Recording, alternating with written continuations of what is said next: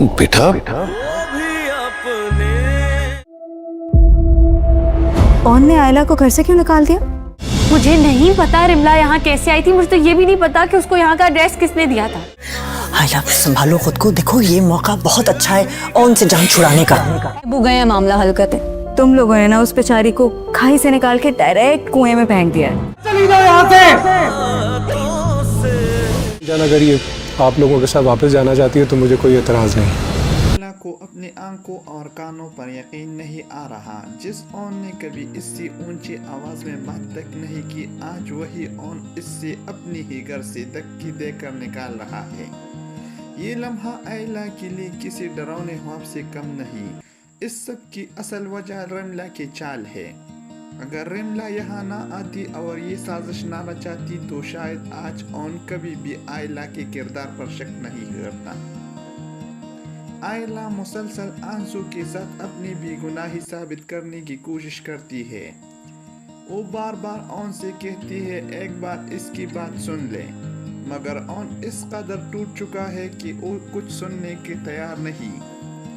जो कुछ वो पहले ही सुन चुका है इसको सच मानकर अपनी फैसला सुना देता है, जबकि हकीकत ये है कि इसने आयला का मौक़िफ़ सुनने की ज़हमत भी नहीं की।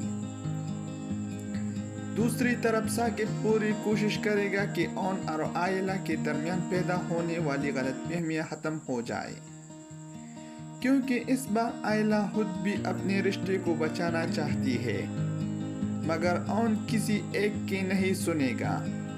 वो गुस्से और दुख में वहां से चला जाएगा, जबकि आयला बेबस होकर सिर्फ रोती रह जाएगी। उधर शम्सा के चेहरे पर इत्मीनान साफ नजर आएगा, क्योंकि इसका मकसद बगैर किसी मेहनत की पूरा हो चुका है। अब वो आसानी से सारा इल्जाम ओन के सर डालकर खुद को बेकसूर साबित कर देगी और बीजान के सामने भी शर्मिंदा नहीं होगी।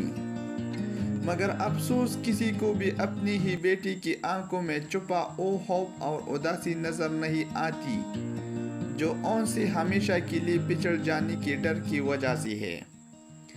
क्या ओन वक्त रहती ही हकीकत जान पाएगा?